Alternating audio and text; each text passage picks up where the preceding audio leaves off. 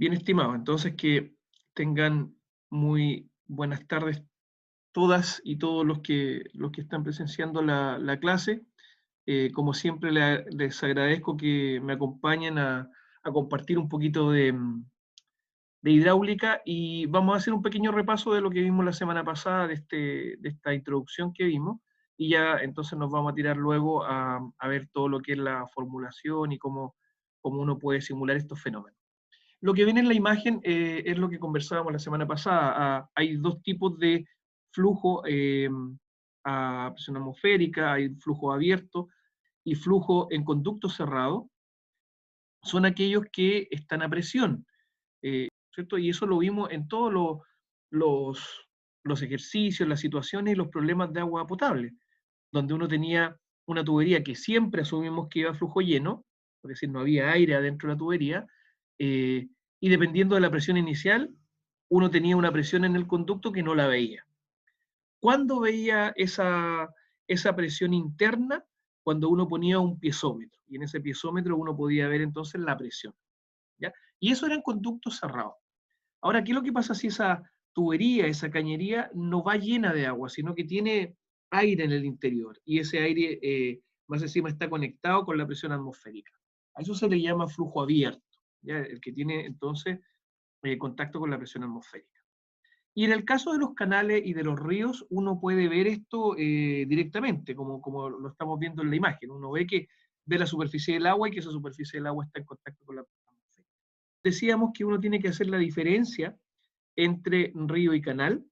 En el caso del río, como vemos en las imágenes, es un flujo abierto, el cual distribuye agua, y está hecho en general por la naturaleza. Es un flujo que sigue la topografía, que viene de las fuentes de origen del agua, que puede ser una cordillera, la lluvia, o algunos flujos de cerros que emergen entonces a superficie y que generan entonces estos flujos, ¿ya? Las características de los ríos en general es que son tortuosos, es decir, tienen una geometría variable, van dando las curvas que ellos necesitan para conducir el agua desde una máxima energía a una menor energía. Siempre van bajando, no es como el agua potable que uno, dependiendo de la presión, el agua puede subir, ¿no? En este caso siempre va bajando. Eh, y tienen una rugosidad que es bastante heterogénea. Si se fijan, a mano izquierda abajo, uno tiene una rugosidad bastante alta porque tiene piedra. En cambio, a mano derecha arriba, uno tiene una imagen una, de una rugosidad un poquito más fina, porque las piedras, al parecer, que tienen ahí el río es más fino.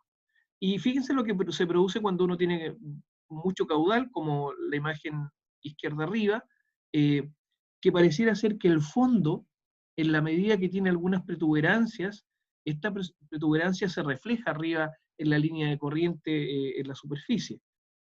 Uno puede ver, ¿no es cierto?, que si abajo hay una piedra que está interrumpiendo el paso, se refleja arriba en un agua, ¿no es cierto?, que se eleva al pasar por ese punto.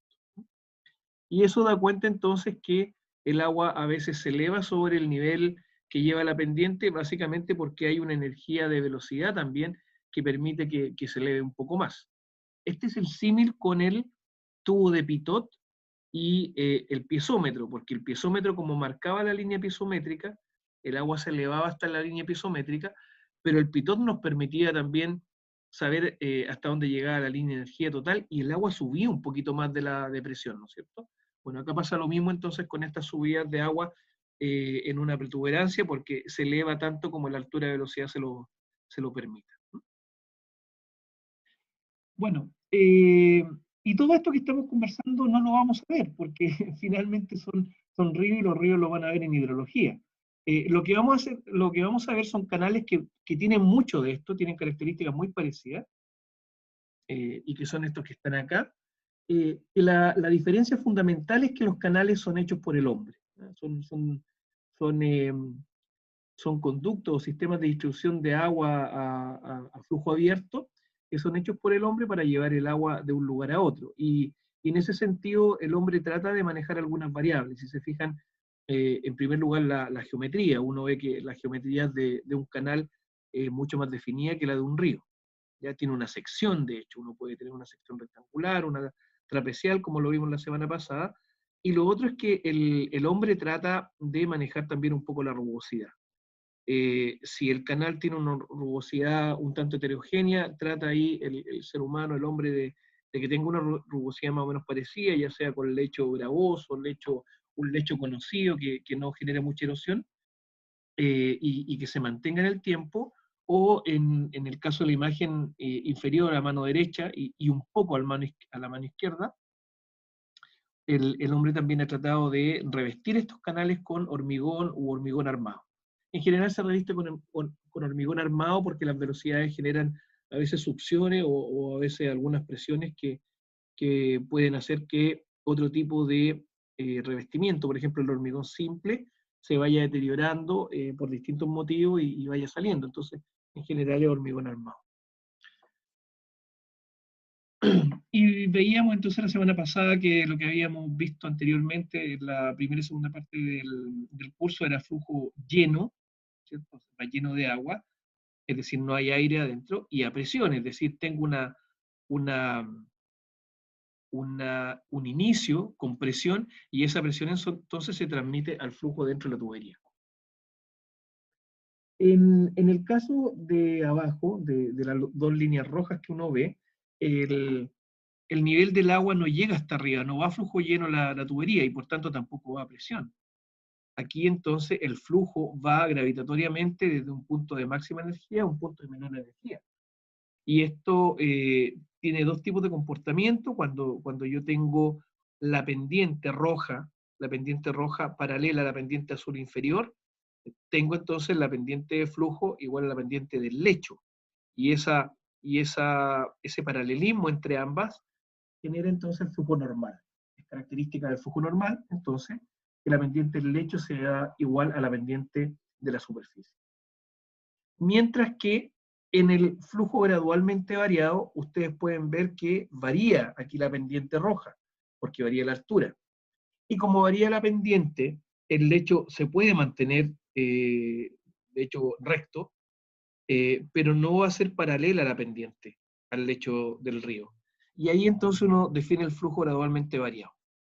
En ambos casos se mantiene el caudal. Yo tengo un caudal constante aquí en el flujo normal, y en el flujo gradualmente variado también tengo un flujo constante. Pero como va variando la altura de la superficie, entonces voy a tener distintas secciones, y si tengo distintas secciones, por supuesto que también tengo distintas velocidades. Entonces en el flujo gradualmente variado varía la sección, varía la velocidad, pero el caudal se mantiene constante. Mientras que en el flujo normal se mantiene constante el caudal, se mantiene constante la altura, se mantiene constante la velocidad, y el flujo entonces se mantiene en general con todos sus parámetros constantes. Ejemplos de esto los vimos para tratar de imaginarnos dónde podemos ver estos flujos normales. Es un poco lo que ya habíamos visto en canales de regadío, que uno los ve a los costados de la carretera, en alcantarillas pluviales. Las alcantarillas pluviales son aquellas que toman todo el agua de la lluvia y existen sobredimensionadas cuando no hay lluvia, pero cuando hay lluvia entonces ellas permiten el transporte de la pluviometría que genera escorrentía directa. Y el alcantarillado, que el alcantarillado en general son más pequeños de los que está aquí en la imagen, pero esto también existe en el mundo, que son alcantarillas que también toman el agua potable, el agua potable que ya uno usa y después se va al alcantarillado, y también toma el agua pluvial y el agua que viene entonces de escorrentía por lluvia, y también entonces la conduce, y por tanto tiene una geometría bastante grande, porque en algunos momentos se llena de agua de esta suma de las tres o la suma de las dos, a pesar de que muchas veces está como en la imagen con un flujo un poquito menor. Ya, así que ahí tienen ejemplos de flujos normales, que son flujos entonces, como habíamos dicho, donde uno puede hacer una medición en un punto, y uno puede saber que el resto del flujo hacia abajo de la cota donde yo estoy, se va a mantener esa altura de flujo. ¿Ya? Es decir, si tengo un canal de 20 centímetros en la entrada de una cuenca, por ejemplo, ese canal se va a mantener más o menos con los 20 mismos centímetros en todo su trayecto y al final también en la salida de la cuenca. Entonces el flujo uniforme, y es lo que vamos a ver, es lo que ya hemos estado conversando. Los proyectos de ingeniería a flujo uniforme son variados. Por ejemplo, esta es la foto de un canal en los alrededores de Santiago. Se puede ver aquí la geometría que tiene rectangular, claramente, y esta geometría rectangular le permite portear o llevar ese caudal que se ve ahí en la imagen, arriba a mano derecha. ¿Ya? Y cuando comienza a subir el agua, es decir, acá arriba, hay una compuerta que seguramente se abre y comienza a subir el agua, fíjense que entonces el agua comienza a subir y casi llena el canal. Ya casi llena el canal. Cuando uno dice que casi llena el canal, llega hasta una altura cercana a la altura de las paredes del canal. La diferencia entre la altura máxima de la pared y la altura a la cual va la superficie del canal, del agua, esa diferencia de altura se llama revancha. Y esa revancha es una altura que evita que por oleaje, por viento y por otras características, el agua pueda salir y escurrir desde el interior del canal hacia afuera. A veces por un mal diseño el agua sale porque la altura del agua no cumple con lo que uno había diseñado, porque se equivocó en algo, y muchas veces entonces esta altura sobrepasa la altura de revancha. Pero si se fijan entonces, aquí viene una de las dificultades que tiene la ingeniería hidráulica, que el agua se va, uno lo va a ver y se va a comportar como se tiene que comportar. Aquí uno puede calcular y hacer diseño y decir cuánto es la altura, pero el agua si ¿cómo que se llama? Si tiene que ir a una mayor altura, va a desbordar este canal y la verdad es que nos va a dejar en evidencia. Es una de las cosas, no sé, que pasa en este tipo de estructura, que muchas veces se calculan mal y se desbordan. Y hay que luego elevar las paredes y todo lo demás. La forma de construcción de esta sección rectangular es como se ve acá abajo a mano izquierda, donde uno tiene el hormigón armado que va en libertad en uno de los cantos, por ejemplo, hacia la tierra, hacia el suelo que lo contiene, y por el otro lado uno claramente tiene que poner el moldaje para que el hormigón quede liso. ¿Ya? Otras veces lo que se hace, que en este caso, por ejemplo, se puede ver en la figura, como es hormigón armado, lo que uno va haciendo es que va poniendo por ambos lados los moldajes y después rellena.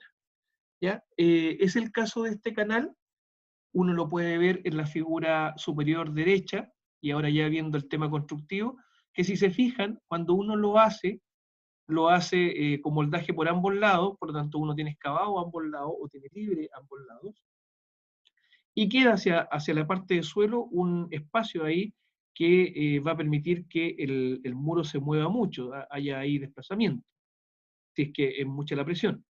Ya, por lo tanto, lo que uno hace después de construirlo es que lo rellena, como está en la imagen abajo. ¿Se fijan? Entonces uno lo rellena y ahí queda confinado el muro. Por tanto, ahí tiene menor movimiento y tiene menor posibilidades de fracturación. Además que como es de hormigón armado, entonces esto es durable y puede llevar sin ningún problema todo el agua que nosotros necesitamos. Vimos la clase pasada también que este canal también podía analizarse por Bernoulli, entendiendo como Bernoulli aquella fórmula que representa la energía que lleva una partícula al transitar por la línea de corriente, y donde asumimos entonces que esa partícula que transita por esa línea de corriente tiene una energía constante, ¿ya? Y esa energía constante está dada por la suma de, como se puede ver acá en la imagen, a mano derecha, en el punto 2 sobre todo, puede ver y se puede tener en este punto 2 de energía la suma de la pérdida de carga, que en general es por fricción, el v cuadrado partido por 2g, que recuerden que es altura de velocidad y no se ve a menos que yo ponga un pitot. Luego, el p partido por gamma, que antes había en tuberías, que lo vamos a tener ahora como la altura de flujo. Y luego el z al datum, que es lo que ya habíamos visto.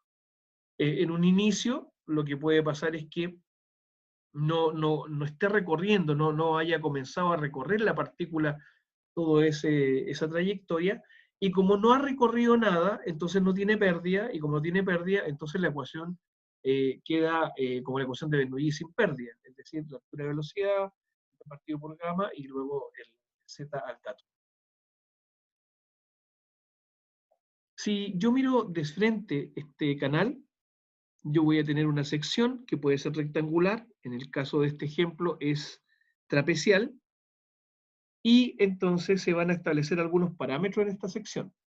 ¿Ya? Por ejemplo, la base B, que a veces se le llama L, el área mojada, que es todo el área, pero que moja la sección, por lo tanto es el área celeste que se ve aquí, denominada por A, el espejo de agua, que a veces se llama B mayúscula, o T, yo prefiero T, tal como está aquí en el dibujo, y luego la profundidad del agua, que corresponde en este minuto a la D mayúscula, pero también uno podría tomar la D minúscula si es que no considera la losa de fundación. Ya, pero en general es la profundidad donde realmente está el agua que va a ser la D mayúscula. También está el perímetro mojado, como se ve acá, que es la suma de todas las distancias que están tocando el agua, es decir, todas las que se mojan. Este lado, por ejemplo, que tiene, está mojado por la parte del área hacia mano derecha, la parte B, y la parte de acá, del lado izquierdo, que también está mojada por la sección que genera el agua. ¿Ya? Entonces, cuando yo sumo todo este perímetro, está mojado, ahí entonces obtengo P, que por definición entonces es el perímetro mojado. ¿Qué no se cuenta? No se cuenta la de acá arriba. Si se fijan, la T de acá arriba no se cuenta en el perímetro mojado. ¿Ya? No se cuenta porque no moja absolutamente nada. Por eso que uno dice, bueno, el perímetro mojado. Con estos parámetros uno puede establecer relaciones, no siempre son rectangulares ni trapezoides las secciones, de hecho aquí tenemos un medio punto que es como una sección circular que está utilizada hasta cierto nivel. Y también se puede ver lo mismo, es decir, la parte de arriba, como les decía, puede ser B mayúscula o puede ser T, la profundidad es H, el perímetro mojado es P, el área mojada es A, y también se pueden hacer otras relaciones como el radio hidráulico, que es la relación entre el área mojada y el perímetro mojado, o la profundidad crítica, que es A partido por B, o el número de Froude, que es un número que vamos a empezar a ocupar para ver qué tipo de flujo es el que lleva el canal.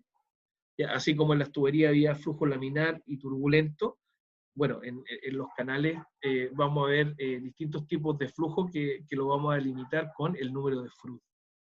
El número de Froude va a ser igual a B por la raíz de GH, ¿ya? Tal como está ahí en la fórmula. Y luego vamos a ver lo que es la energía específica, que es aquella energía que lleva la partícula de la línea de corriente que transita por el canal. Vimos, además, la semana pasada, que existían distintos tipos de secciones con las cuales yo puedo construir un canal. Sin embargo, hay algunas que no se tienen disponible en términos de maquinaria para realizarla. Entonces, por ejemplo, un canal que tenga una sección circular es muy complicado, porque hay que hacer esa sección circular y no hay máquinas con un caso, con un aguilón, con una cuchara de forma circular. Lo que uno puede contratar en mercado es algo similar al semicírculo, que tiene que ver con figuras como el trapecio, que el trapecio, si ustedes lo ven, trata de asemejarse un poco a la figura de círculo.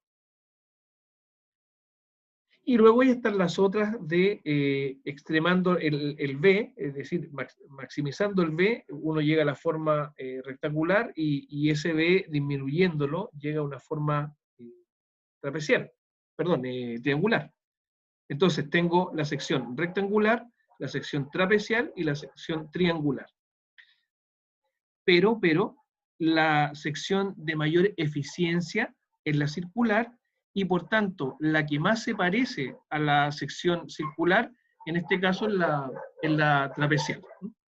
Les comentaba entonces que la sección que nosotros teníamos para construir podían ser estas tres. La que no existe como para arrendarla es la circular. La que más me conviene en términos de eficiencia es la trapezial, porque fíjense que trata de tener ahí una sección semicircular. ¿Ya? Pero eso va a depender mucho también de la relación que haya entre este B que yo tengo aquí en la parte lateral y este B que es la parte inferior.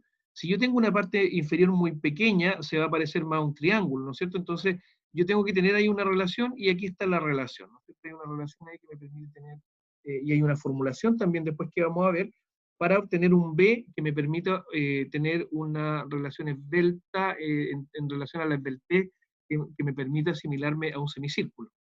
Ya, en el caso de las otras dos secciones, si bien es cierto, no son tan eficientes energéticamente, muchas veces ustedes van a construir estas formas. De hecho, el ejemplo que les ponía un poquito antes tenía la forma rectangular porque, claro, es más fácil de excavar, es más fácil de realizar y por tanto ahí hay un tema de, no un tema de eficiencia energética, sino que hay un tema de cómo yo voy a construir. Y a mí entonces me ayudaría más, por ejemplo, hacerlo en forma rectangular que hacerlo de otra manera. Si el canal es pequeño, quizá les convenga más la forma triangular y si tienen la máquina también. Por tanto, la elección de esto tiene que ver con lo que ustedes vayan a hacer, lo que la empresa esté acostumbrada y cómo les salgan los cálculos de los costos que van ¿cómo se llama?, utilizar en el canal.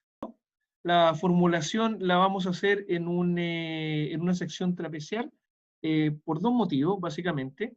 Primero, porque la sección trapezial, si yo elimino el B, se transforma en una sección triangular, y si elimino el teta que está acá, como está en función del eje Y, si yo lo elimino en términos de decir, mira, teta vale 0, se me convierte entonces, esta sección trapezial se me convierte en una rectangular. ¿Ya? Entonces, elimino B, sección triangular, elimino teta, me queda una sección rectangular. ¿Ya? Y si B es igual a H, bueno, más encima me queda ahí una sección cuadrada. Entonces, si uno hace la formulación para esta sección trapezial, entonces estamos abordando las otras secciones también. No me acuerdo si vimos esto la semana pasada, pero lo vamos a hacer como si lo viéramos por primera vez, para que quede bastante claro. Bien, la fórmula de Manning, que es la fórmula que relaciona el caudal con el flujo en un canal, tiene los parámetros de la figura de mano izquierda arriba. ¿Ya? Por lo tanto, si bien es cierto, yo puedo ocupar otras letras que he utilizado para estos parámetros, ¿ya? Le puse aquí la X, la M, la verdad es que voy a tratar de eliminar la X y la M para que todo me quede en función de estas letras que están acá a mano izquierda, de manera de que la ocupemos después en la fórmula de Manning. Así que esa es la lógica que vamos a utilizar para la formulación. La primera parte es netamente Profesor, geométrica, ¿sí? profesor, en los números que usted puso como la altura de la imagen anterior, Ya me voy para acá, eh, ¿ya? ¿eso es como una recomendación técnica o es como tiene que ser así por norma? Es una recomendación técnica y de hecho vamos a tener una fórmula que la vamos a tener ni siquiera con estos datos, sino que con los datos de la ecuación de Manning, que es la que voy a mostrar ahora. Pero respondiendo, no es técnica, es una recomendación. Uno Ya, se puede salir de esos valores. ya. Gracias, profesor. En las pruebas, por ejemplo, uno no le puede dar una sección, a ver, voy a tratar de dibujar acá. Una sección rectangular podría ser esta, ¿no es cierto? Estoy dibujando aquí. ¿Ya? Lo que no puede pasar es que tenga uno una sección como esta, o que tenga una sección como esta. ¿Ya? Entonces, son exageraciones que ustedes me dicen, sí, profe, no, sí, es lógico que uno no va a hacer una sección como esta. Claro, entonces, el tema es que estas son exageraciones, entonces la pregunta es, bueno, pero ¿cuál es la óptima? Bueno, aquí entonces, esto que está acá son más o menos criterios, como dice el colega, de manera que no pasen estas situaciones, ¿no es cierto? Que tenga algo muy extendido en la parte de la base o muy alto en la parte de los laterales. Y lo mismo pasa con las otras dos. pero sobre todo con el trapecio, que yo puedo tener un trapecio así, o puedo tener un trapecio así.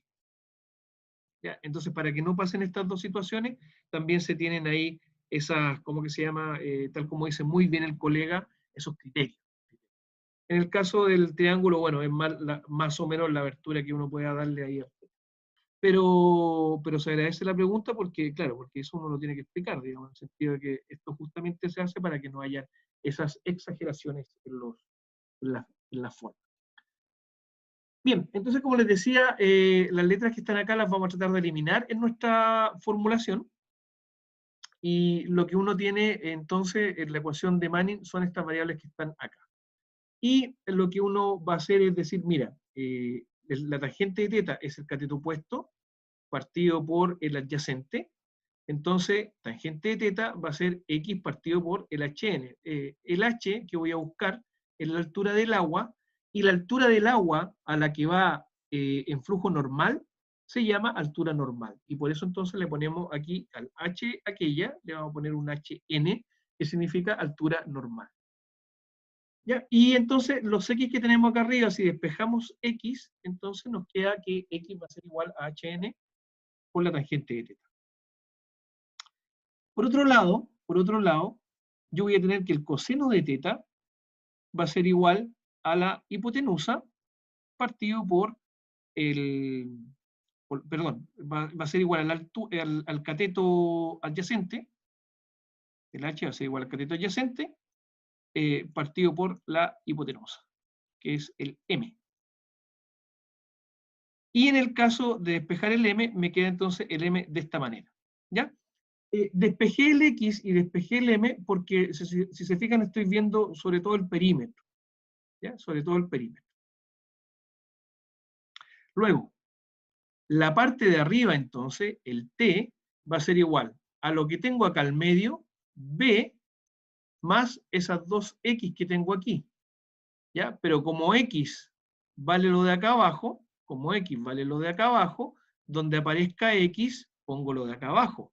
Y me queda entonces que el perímetro, perdón, el perímetro, el T acá arriba, me va a quedar que el T de acá arriba va a ser igual a B más las 2X, que luego las 2X se transforman en esto que está acá, que es lo que está acá.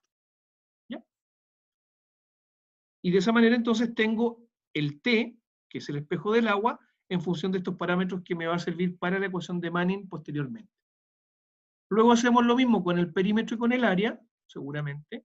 Ahí está el perímetro. El perímetro va a ser la suma de m más b más m, que en este caso es b más 2m, y donde aparezca m le pongo entonces lo que obtuve como m, acá. ¿Ya? Y tengo ahora el perímetro en función de los parámetros de la ecuación de Manning. Seguramente hago lo mismo con el área, aquí está el área. El área va a ser el área de un trapecio, y el área de un trapecio lo puedo obtener de varias formas, puede ser la semisuma de los ¿cómo que se llama? De la base más la parte superior, multiplicado por la altura, ese puede ser una, o puede ser, voy a poner acá, o puede ser el cuadrado que es b por h, ¿no es cierto? Tengo ese cuadrado que está ahí, más los dos triangulitos, ¿ya? Y al parecer la fórmula que ocupé acá es esa, ¿ya? En vez de la trapecio, que es la semisuma por la altura, ocupé entonces rectángulo, el rectangulito más los dos triángulos. ¿Ya?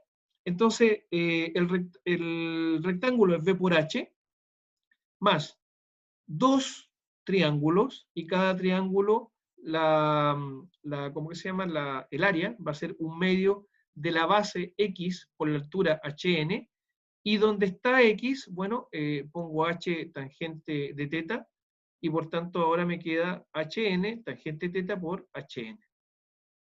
Junto los hn, y me queda entonces la ecuación que tengo por acá abajo. Bien, hago pausa entonces, hasta acá. Consulto si alguien tiene alguna duda.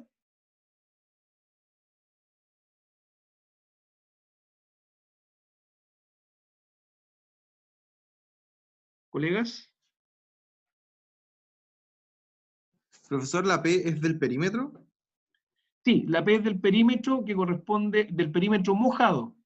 Y vuelvo a insistir que el perímetro mojado es el costado más la parte de abajo y el otro costado, sin contar lo de acá arriba, porque eso no moja nada. Y por eso entonces se asume, ¿no es cierto?, que ese es el perímetro mojado, así se llama por lo menos y se entiende. ¿Ya? Mientras que el área mojada es toda el área. Es toda el área. ¿Ya? Entonces, el área es el área normal, lo que ustedes siempre han entendido, y el perímetro mojado en el caso de hidráulica es solamente el perímetro que se moja, que es ese. Y, profe, y en caso de que, por ejemplo, el flujo no sea constante y que haya disminuciones de nivel, ahí en ese ¿Sí? caso el perímetro y el área se lo Varía. varía, se ve solamente como transversalmente, como viendo las variaciones. Claro, en el flujo gradualmente variado que vamos a ver mañana, ahí, claro, van variando la altura y la altura entonces va generando una variación del área. Ya, son las mismas ecuaciones, exactamente las mismas, pero no hay un h constante. Este h en este momento, lo que vamos a calcular ahora va a ser constante, ¿ya? Y no va a ser variable. Mañana vamos a empezar a formular, yo creo que no alcanzamos, pero vamos a empezar a formular las alturas variables, ¿ya? De momento son las mismas fórmulas, colegas, pero estamos tomando como que esto no varía, el h es constante. Ya, profe, gracias. Gracias a usted. Bien, de momento hemos hecho geometría, solamente geometría, para ver entonces la superficie, que ojo que esta T a veces se llama B también en la bibliografía, ¿ya? Para ver el perímetro y para ver entonces el área. ¿Ya? Eso es lo que hemos visto hasta ahora. Vamos a lo siguiente. Profe, ¿el H y el HN es lo mismo? Voy para atrás. El SH Sí, sí, sí. y el HN, sí, es exactamente lo mismo. ¿Ya? El H es la altura del flujo, pero cuando uno ve flujo normal, es el HN. Ah, ya. Ahora, después cuando veamos flujo gradualmente variado, se mantiene todo esto, pero a esa H le llamamos H nomás. En este caso, para flujo normal es HN. ¿Ya? Ya. Gracias por la pregunta. Bien. Veamos la parte de ingeniería ahora, ¿no? Relacionemos lo que vimos recién de geometría, que es geometría que uno ve en el colegio, básicamente, y veamos ahora la parte de ingeniería. Manning, ustedes saben que Manning nos ayudó con el coeficiente de Manning para la fricción de tubería. Tenía una ecuación también de pérdida. ¿Ya? Por lo tanto, Manning era una persona que estudió bastante el tema hidráulico y también estudió la parte canal. ¿Ya? Y Manning es una de las personas que da ecuaciones para el flujo en canales abiertos. Y esa es su ecuación. ¿Ya? Esa es su ecuación. Donde él relaciona el caudal que va por el canal con su número de Manning, que es el mismo número de Manning de rugosidad que habíamos visto, pero este aplicado a la superficie del canal, con la pendiente del lecho, ese sub-cero es la pendiente del lecho, es decir, la pendiente que va acá abajo, y como la pendiente del lecho es igual a la pendiente de la superficie, entonces, bueno, ese sub-cero son exactamente las mismas dos pendientes, la de arriba y la de abajo, pero nosotros la vamos a tomar acá abajo. Y eso lo relaciona con el área mojada y el perímetro mojado. Ahora, para hacer los cálculos en la prueba 3, ustedes al Excel, lo más probable es que no les den el área mojada y tampoco les den el perímetro mojado, ¿ya? Por tanto, el área mojada la van a tener que incorporar en función de esta fórmula, porque seguramente yo les voy a dar el θ, es decir, la geometría de la sección, con el h, que ustedes lo van a tener que calcular seguramente de acá, y el v, ¿no es cierto?, que también va a ser dato. ¿Ya? En el caso del perímetro, con la otra fórmula que vimos entonces también la diapositiva pasada. Si yo incorporo este área acá e incorporo este P acá, me aparece entonces de aquí, me aparece esta nueva fórmula. Y esta fórmula es la fórmula de Manning, adaptada a los parámetros que tengo para hacer la resolución del ejercicio. ¿Ya? Nuevamente acá, si yo les pido el caudal de un flujo normal, tienen despejado el Q. Más difícil es si les pido la altura normal, porque ahí entonces hay que despejarla de esta ecuación, y ahí les aconsejo nuevamente ocupar las calculadoras programables, que son gratuitas, de manera de incorporar los parámetros, y ustedes entonces pueden despejar el HN. Lo que les comentaba es que si ahora yo quiero no tener una sección así, de trapecio, ni así, yo necesito una relación, ¿ya? Y la relación para calcular una altura normal relacionada con un B óptimo, que me permita, ¿no es cierto?, una sección de mayor eficiencia, es la fórmula que está acá. ¿Ya? En la fórmula que está acá, lo que falta es el B. Fíjense que el B, acá arriba, en la fórmula de arriba, está en el área y en el P. ¿Ya? Voy a sacar todo. Aquí en el perímetro y en el área está el B. ¿Ya? Entonces, si uno quiere calcular un B óptimo, yo entonces tendría que tener una fórmula que no tenga B para poder despejarlo, ¿no es cierto? Entonces, fíjense que esta ecuación que está acá, abajo, no tiene B. No lo tiene. ¿Qué es lo que despejo de acá en general? Despejo HN. Despejo HN. ¿Ya? ¿Y de qué me sirve HN para obtener un B óptimo? Bueno, que luego este HN yo lo meto a esta fórmula de B óptimo, y como tengo los otros datos, obtengo entonces el B óptimo. Y ahí entonces respondo la pregunta que me hacía uno de los colegas hace un rato, que me decía, bueno, hay unos criterios, y yo le decía, sí, son solamente criterios, no es normativo, pero ojo que más adelante vamos a dar una ecuación para el B óptimo en función de la ecuación de Manning y ese.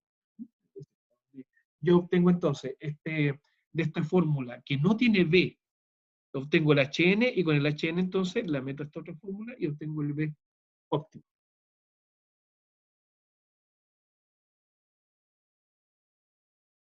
Profe, ¿Sí? tengo una duda ahí con la pendiente. ¿Esa se obtendría, por ejemplo, como la imagen que mostró al principio de una vista como longitudinal? Si nos dan, por Claro, ejemplo, el claro, Z1 y el Z2, ¿con eso sacamos la pendiente? claro. De aquí yo tendría que tomar acá al inicio del canal, topográficamente con un nivel, una altura, y acá al final del canal otra altura, ¿ya?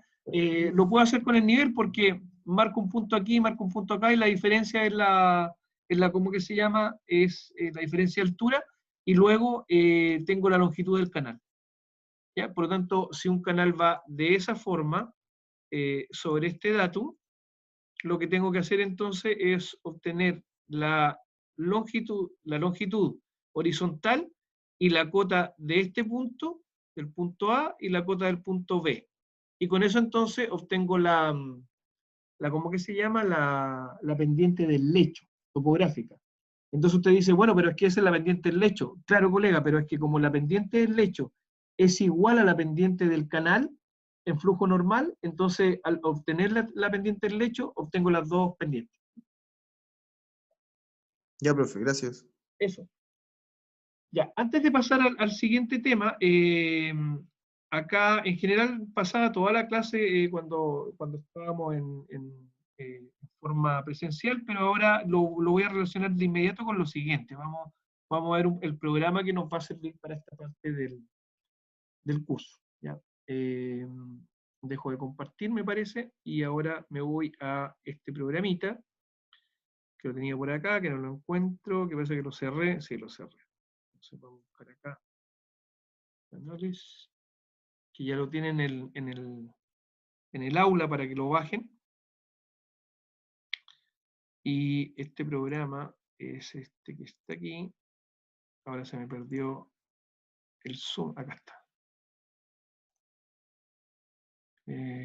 Va. Va.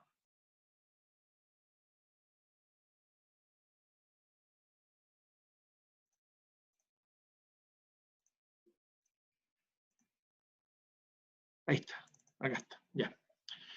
Bien, colega, ¿se ve? Está cargando todavía. Ahí sí se ve. Ya. ¿Dice H canales? ¿Sí? Sí. Sí. Ya. Entonces, acá arriba dice tirante normal y ustedes tienen, para los casos que les toque algún... Ah, ¿se ve ahora o no? ¿Se ve una sección Aparecen circular? canales nomás. Ya, entonces parece que tengo que... ¿Se ve una sección circular? Ahora sí. Ya. Para las secciones circulares, si se fijan, entonces está todo este cálculo que va a ser lo mismo que vamos a hacer para las secciones trapeciales, ¿ya? Por lo tanto, aquí meten los datos y lo obtienen. La sección trapecial es más difícil, así que la que vamos a ver es la sección trapecial, ¿ya? Voy a ver sección trapecial y voy a ver que ahora tengo que compartirles esta que está aquí. ¿Ya? ¿Ven la sección trapecial ahí? Sí. Ya, entonces vamos a poner 1 metro cúbico por segundo, aquí están las unidades, el ancho de la solera, bueno, para 1 metro cúbico por segundo vamos a poner también 1 metro. Fíjense que inmediatamente me lo tira a sección rectangular, y eso básicamente lo hace porque no le he puesto ahí la relación de pendientes laterales. ¿Ya? Me dice Taluceta que no tengo idea qué es lo que es, pero le voy a poner un 1 para que veamos y aparezca el parámetro, y ahí está. ¿Ya? Ya, miren, me detengo acá. Fíjense que acá lateralmente dice 1 dividido en z. Yo le puse z1. Si el cateto opuesto vale 1 y el z vale 1, ¿cuánto es la pendiente que tengo lateral? 1. En grados,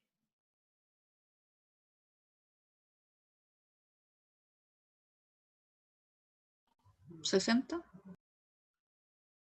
cuando avanzo 1 y subo 1, 5, ¿cuánto? 45. Eso es, 45, ¿no es cierto? Entonces, bueno, eh, tengo 45, ¿no es cierto? Porque 45 grados igual a lo que yo tengo en un eje respecto del otro, ¿no es cierto? Eso para una ecuación y igual a x, ¿no es cierto? Siempre uno dice, ah, mire, y igual a x, la pendiente 1, entonces, claro, tengo 45 grados, entonces cuando valga x1, el y vale 1, cuando valga 2, vale 2, etc. ¿Ya? Entonces, acá, que lo pueden sacar también con la fórmula trigonométrica de la tangente, ¿no es cierto? Catito opuesto por catito adyacente tiene que ser igual a lo que tengo acá, y ahí entonces despejan el ángulo correspondiente, si es que no lo saben. ¿Ya?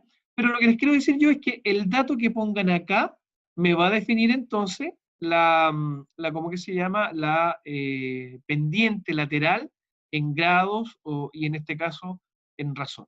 ¿Ya? Por lo tanto, si yo le pongo 1, tengo 45 grados. Eso es lo que de momento nos interesa. Luego, la rugosidad de Manning, que es más o menos parecido a lo que habíamos visto, ya no voy a ocupar 11, porque 11 es para una tubería lisa. Vamos a ocupar una mucho más rugosa, vamos a ocupar 15, ¿ya? Que en términos de número no es casi nada, digamos, pero en términos de rugosidad es mucho. ¿Ya? Y luego la pendiente es el hecho que en general uno ocupa 1%, entre 1% y 1 por 1000, el de caballeros, digamos, el de damas y caballeros. Entonces, vamos a ocupar un 1%, ¿ya? Como les digo, puede ser 1%, como se ve ahí, o puede ser 1 por 1000, ¿ya? O puede ser 1 por 1000. Si yo ahora le digo al programa que me calcule, me va a calcular con la fórmula que les acabo de mostrar, y calcula esto. ¿Ya? Y calcula esto. ¿Qué es lo que calcula? A cuánto va viajando, cuánto es la altura de I, a cuánto va en la altura del agua. ¿Ya? Si yo tengo un ancho de la solera de 1, aquí el agua va a 60 centímetros. Está bien, ¿no es cierto? Está bonito. Es decir, yo tengo un ancho de 1 metro y el agua va a 60 centímetros, está bien, se ve bien. ¿Ya? El área hidráulica o área mojada es de 0,9. El espejo de agua que esté acá arriba es 2,18 metros.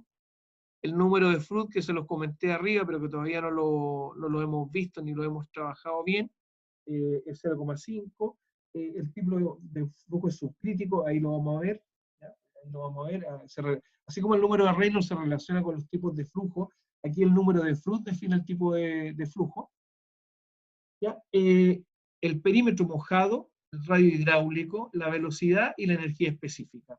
Estos últimos tres puntos, el número de Fruth, la energía específica y el tipo de flujo, lo vamos a ver ahora, ¿ya? Lo vamos a ver casi inmediatamente. ¿Ya? Pero con esto les quiero decir de que hay un programa ya con el cual ustedes pueden empezar a trabajar y ver entonces estas fórmulas que estamos viendo. Bien, cuestiones que, bueno, aprovechemos el programa para hacer algunas cosas. Si yo bajo el caudal, lo voy a bajar a la mitad, me tiene que bajar la altura de flujo. Fíjense que ya, si tenía 1, eran 60 centímetros, ahora metí 0,5 y fíjense que baja 40 centímetros. ¿Ya? Si ahora, en vez de medio metro cúbico, lo bajo a un cuarto de metro cúbico a 0,25, ya entonces ahí me baja 0,27. Fíjense entonces que ahí va bajando ¿cómo que se llama? El tirante. ¿Ya? El caudal, voy a volver a 1. El caudal, si tengo 1 metro cúbico, y tengo entonces esta pendiente, me da una velocidad, tengo una velocidad de 1 metro por segundo, pero si yo ahora le quito un 0 y lo paso de 1 por 1000 a 1%, fíjense la velocidad que era 1 metro cúbico por segundo, pasa a 2,4 metros cúbicos por segundo. Si yo ahora elevo mucho la pendiente, a un 10%, por ejemplo, que eso ya, por lo menos en canales no se ve, calculo, y me da una velocidad de 5 metros cúbicos por segundo. Eso ya es muy complicado y pasa entonces a ser súper crítico. O sea, ya vamos a ver adelante que la velocidad sea alta, lo que me da a generar son regímenes súper críticos. ¿Ya? Bien, ¿hasta acá alguna pregunta?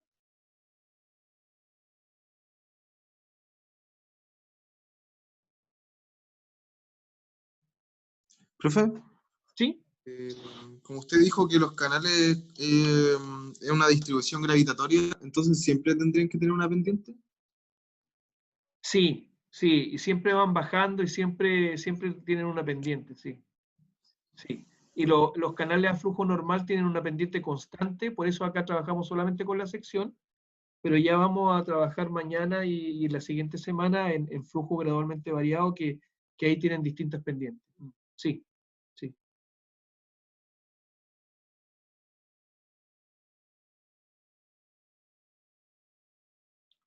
¿Más consultas?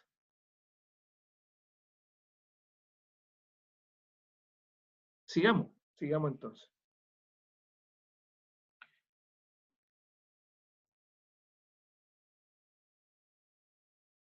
Bien, esto entonces lo que estamos trabajando, las fórmulas que estamos viendo, con la fórmula de Manning, si se fijan, pueden obtener el área, el perímetro, y los otros datos que están acá, y lo pueden comparar entonces con el H canales que ya está disponible, es gratuito y está disponible en el aula para que lo bajen y puedan trabajar. Déjenme ver mi teléfono para decirles también si es que quieren bajar al teléfono algunas aplicaciones que también les sirve para calcular esto. En gratis está. Hay un programa que se llama FGB, está HeolM,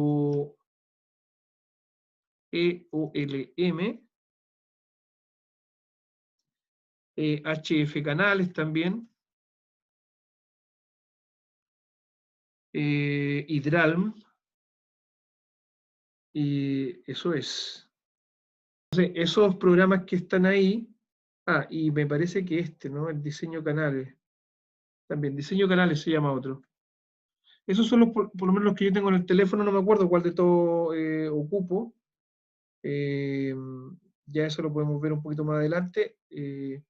Pero con esos programas también pueden calcularlo, si es que no quieren bajar el H canales al computador o no tienen computador, en el teléfono les funciona muy bien y pueden ir haciendo ejercicios ya con la fórmula y con esos programas. Como les digo, también está gratis la calculadora, la HG48G, tanto para el celular como para el computador, y con eso entonces también pueden ir haciendo los cálculos. ¿Ya? Bien, continuemos si es que no hay más preguntas. Vamos a la energía específica y ya con esto terminamos hoy día. Bueno, lo que les decía yo es que si yo tengo una tubería, asuman que esto que está aquí es una tubería, ¿no es cierto? Asuman que es una tubería. En la tubería nosotros veíamos que teníamos un P partido por gamma que no se veía, y que iba desde la línea de corriente hasta donde uno pudiera verlo en un piezómetro. Ese era el P partido por gamma y definía la línea de presión, la línea piezométrica. Y luego, desde la línea piezométrica arriba, hacia arriba teníamos un B cuadrado partido por 2G que me definía la línea de energía. Y de la línea de energía hacia la línea de energía total, voy a borrar eso último, que es horrible, la línea de energía total, yo tenía acá un delta H y ese delta H correspondía a la sumatoria de las pérdidas locales con las pérdidas por fricción. Eso fue la prueba de la semana pasada, ¿no es cierto? Básicamente en líneas piezométricas y líneas de energía. Bueno, en el caso de canales es exactamente lo mismo. Yo tengo aquí una superficie del agua y puedo tomar un tubo de corriente y en ese tubo de corriente hacer exactamente lo mismo. En general el tubo de corriente que se toma es el de más abajo, ¿no es cierto? Para que la altura del agua sea el P partido por gamma, la altura sea la altura que hoy está en la línea de presión, y luego por arriba tengo la línea de energía, que está un B cuadrado partido por 2G, respecto de la línea piezométrica que va justo en la superficie del agua. ¿Ya? Ahora, no considerando las pérdidas, la energía, como está acá abajo, que es lo mismo que la altura de energía, va a estar definida por el H más el V cuadrado partido por 2G. ¿Ya? Sin considerar las pérdidas. Es decir, si no considero pérdida, esto es real. Ahora, esta ecuación que está acá la vamos a trabajar igual como lo hicimos para la primera y segunda prueba, la vamos a trabajar primero sin pérdida y después veremos un poquito más. ¿Ya? Veámosla sin pérdida, Si estoy trabajando sin pérdidas, entonces la ecuación es esta que está acá. Si esta ecuación yo ahora la transformo y el V lo transformo a Q, partido por área, porque el caudal es igual a velocidad por área, me queda entonces esta ecuación que está acá. Y esta ecuación que está acá me dice que tengo un área y esa área va a ser la base por la altura, al cuadrado. ¿Ya? Cuando estoy trabajando, por ejemplo, con una sección rectangular. Bueno, la base es constante y lo que yo puedo ir haciendo, porque ahora quiero hacer variar uno de los parámetros, ¿ya? Voy a hacer variar uno de los parámetros, así que voy a tener esta variable ahora que es h, y voy a ver cómo en función de la altura, que es la altura del agua, porque finalmente es la altura del agua, cómo la altura del agua influye en la energía.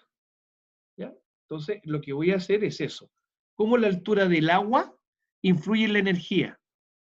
¿Ya? Lo que yo intuyo es que cuando tengo mayor altura del agua tendré una energía y cuando tengo menor altura del agua tengo otra energía.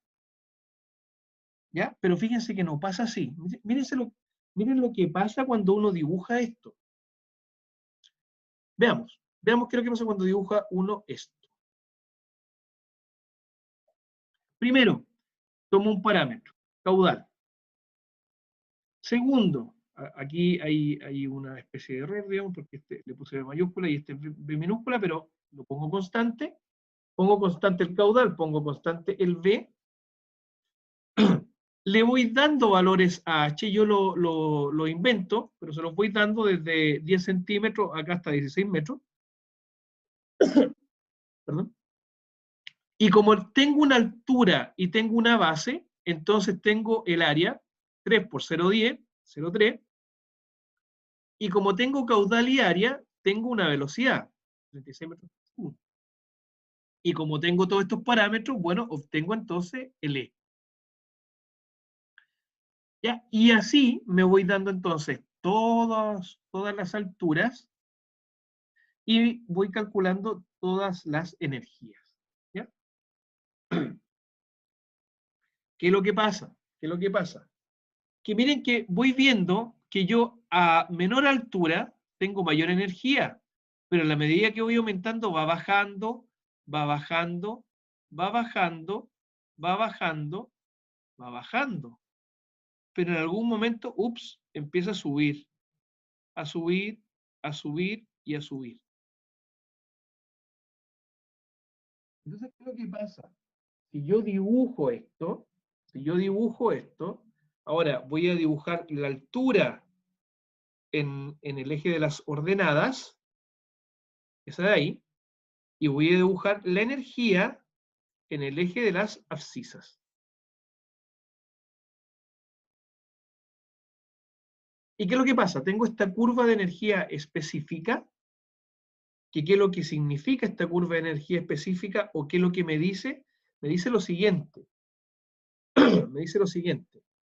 Mira, para una altura,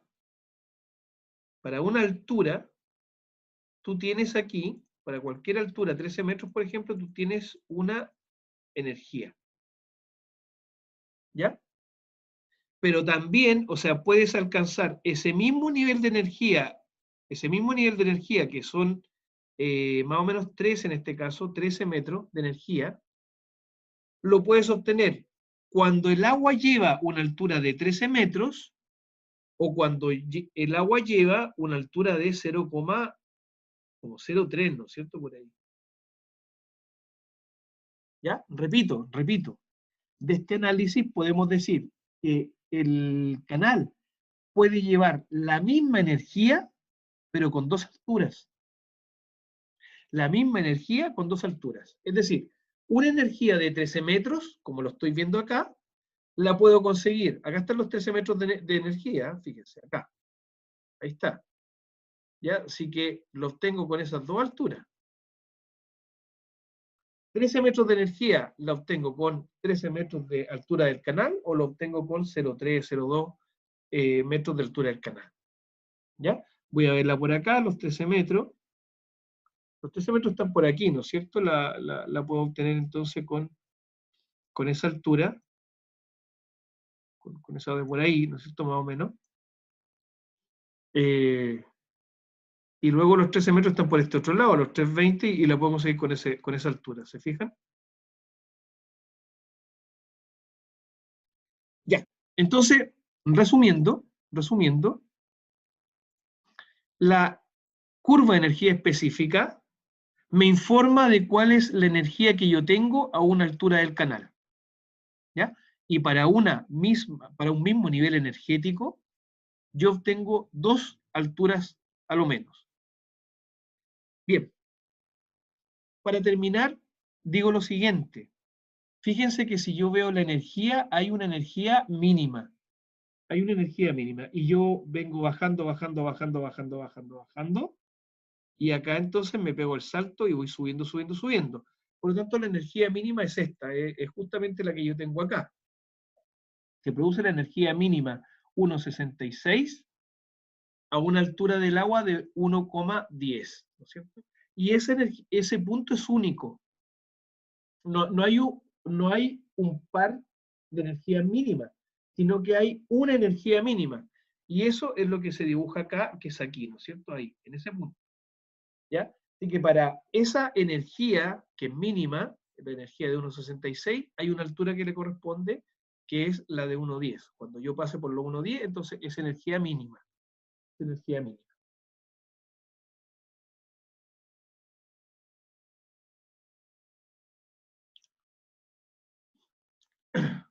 Bien, quedamos hasta acá. No sé si tienen alguna duda.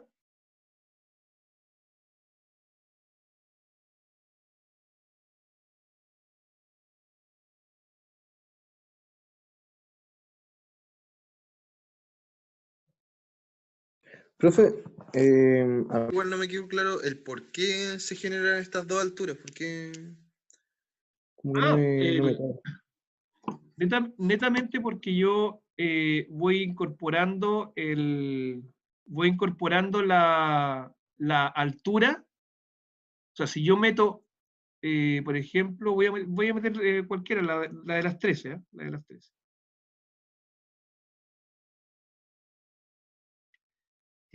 Si yo meto, a ver, antes todavía, esto lo entendieron por qué, ¿no es cierto? ¿Sí? ¿La ecuación? Sí, profe. Ya. Entonces, esta cuestión es meter número nomás. Si yo meto ese número a la ecuación, me aparece ese número. Luego, si meto este número a la ecuación, me aparece ese número.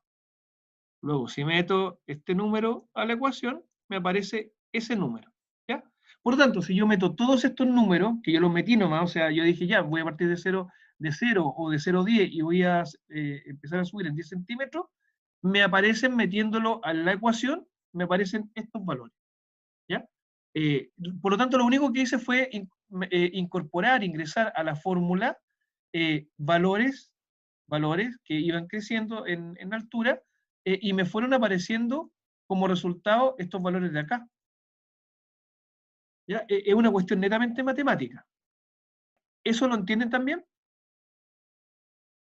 Sí, profe. Entonces, ahora, ¿qué es lo que pasa? Ahora viene lo interesante. Yo ahora, al dibujar estos valores, lo que me aparece es esto que está acá.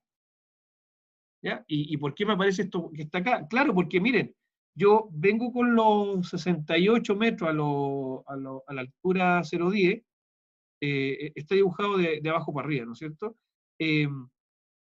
Yo tengo 68, o sea, por acá, en 0,10, y después voy subiendo, ya a los 90 tengo 1,75, o sea, a los 90 centímetros estoy por acá, ¿se fijan? O sea, lo que estoy haciendo es dibujar esta rama que está aquí. Voy a sacar todo para que quede mejor. Esto que está aquí, esto que está aquí, y era esto que está acá, y era toda esa rama. Ya. Este valor es ese, ya, y este valor es este que está acá, ¿no es cierto? Por aquí. Ya. Y acá, justamente en ese valor, es el mínimo, y ya, antes de eso sube, y después de eso también sube. Así que ese es el valor mínimo. Y después empiezo a subir, y al subir tengo, por ejemplo, acá 1620, que era por aquí, más o menos, por acá, en los 1620 tengo 1620 metros, que son 1620 metros acá. Ahí, ahí. ¿Ya? Entonces, esta curva que está aquí, colega, se produce netamente al yo ingresar estos valores que están acá. No es un tema que yo lo haya racionalizado o lo haya inferido, no. Solamente metí en esta ecuación de aquí, le di valores al H. Y al darle valores a H, se me produce esto que le estoy mostrando yo acá, y acá solamente lo grafiqué. Nada más que lo grafiqué. En general, uno lo grafica así, por lo que les voy a explicar mañana. ¿Ya? Uno también lo podría dibujar de otra manera. Lo voy a dibujar acá. Uno también podría decir, no, yo no lo quiero dibujar así, lo quiero dibujar acá todo. Lo quiero dibujar así. ¿Ya?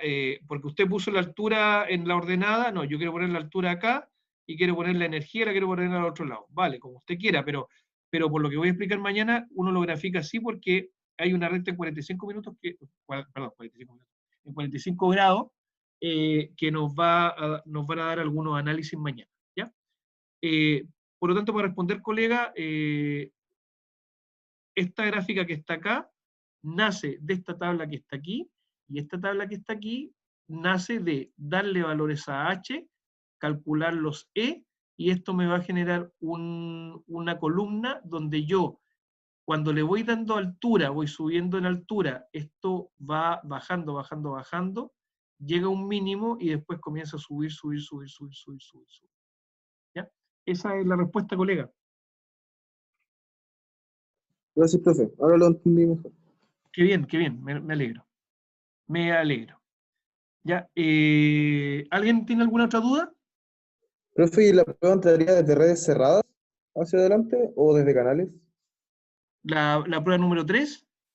¿Sí? La prueba número 3 tiene 2 preguntas, una de redes cerradas y una de canales.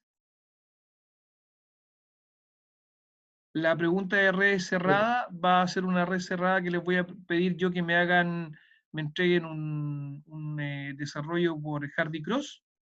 Y por supuesto que se gustan con complementado con el LePanet.